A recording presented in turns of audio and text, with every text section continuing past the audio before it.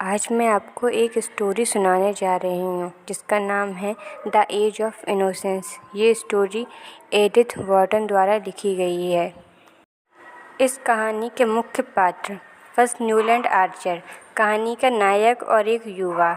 मैं Weyland, Newland Archer की मंगेतर जो बाद में उसकी पत्नी बन जाती है, एक आदर्श पत्नी और माँ बनने के लिए पली बड़ी। एलन ओलेस्का जो मैं की चचेरी बहन है। कहानी 1870 के दशक में शुरू होती है न्यूलैंड आर्चर के साथ, जो एक सज्जन वकील और न्यूयॉर्क शहर के सबसे प्रतिष्ठित परिवारों में से एक के उत्तराधिकारी हैं, जो आश्रय प्राप्त और सुंदर मे वेलैंड से अपनी बेहद वांछनीय शादी की खुशी से प्रतीक्षा कर रहे हैं। लेकिन मे की आकर्षक चचेरी बहन काउंटेस एलन ओलेस्का के आगमन के बाद उन्हें अपने दुल्हन के चुनाव पर संदेह होने लगता है। एलन आर्चर को मासूम और अज्ञानी मे के बिल्कुल विपरीत लगती है। वह एक पॉलिश काउंट से एक विनाशकारी विवाह से अफवाहों के अनुसार खुद को बदनाम कराने के बाद यूरोप से न्यूयॉर्क लौटी है। शुरुआत में एलन का आगमन और उसकी होने वाली दुल्हन के परिवार की प्रतिष्ठा पर इसके संभावित प्रभाव से न्यूलैंड परेशान होता है, लेकिन वह एलन से मोहित हो जाता है, जो न्यूयॉर्क समाज के कठोर नियमों की बेशर्मी से अवहेलना करती है। जैसे जैसे न्यूलैंड की उसके प्रति प्रशंसा बढ़ती है, वैसे वैसे पुराने न्यूयॉर्क समाज की एक आदर्श उपज मे से शादी करने को लेकर उसके संदेह भी बढ़ते हैं।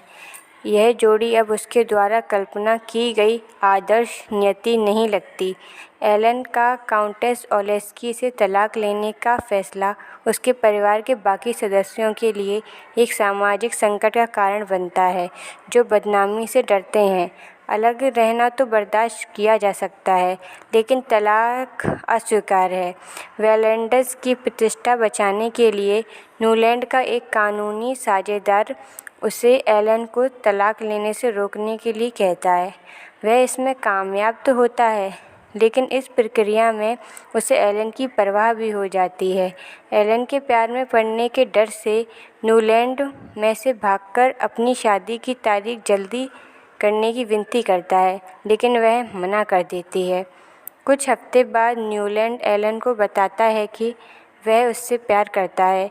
एलन भी प्यार का इजहार करती है, लेकिन उसे डर है कि उनका प्यार मे को ठेस पहुंचाएगा, इसलिए वह नहीं चाहती कि वह उसके लिए मे को छोड़ दे।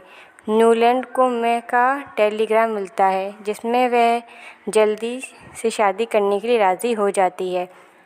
न्यूलैंड और मे शादी कर लेते हैं। वह एलन को भूलने की कोशिश करता है।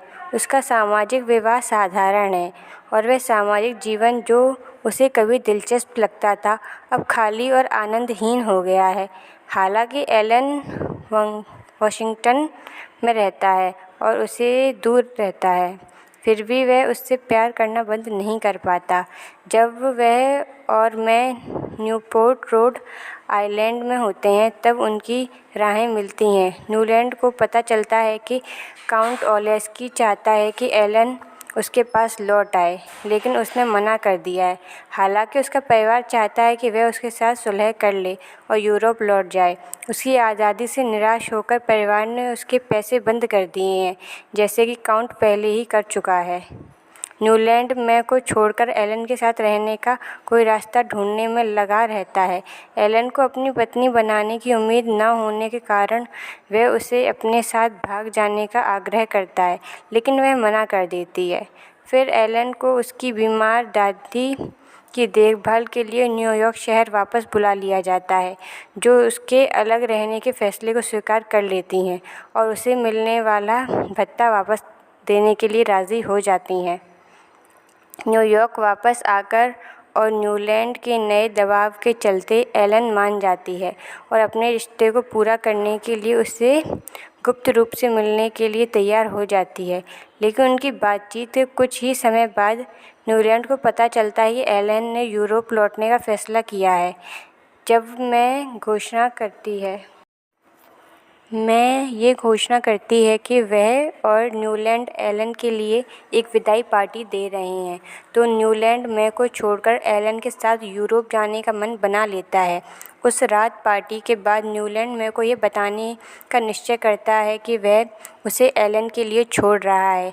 मैं उसे बीच में रोककर बताती है कि उसे उसी समय पता चला कि वह गर्भवती है।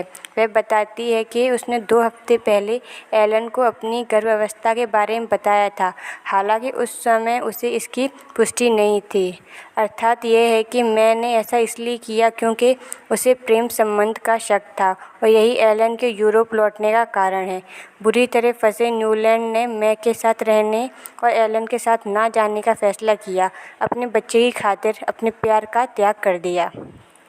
26 साल बाद मैं की मृत्यु के बाद न्यूलैंड और उसका सबसे बड़ा बेटा पेरिस में है। बेटे को पता चलता है कि उसकी मां की चचेरी बहन भी वहीं पेरिस में रहती है, इसलिए वह एलन से मिलने उसके पेरिस अपार्टमेंट में जाता है।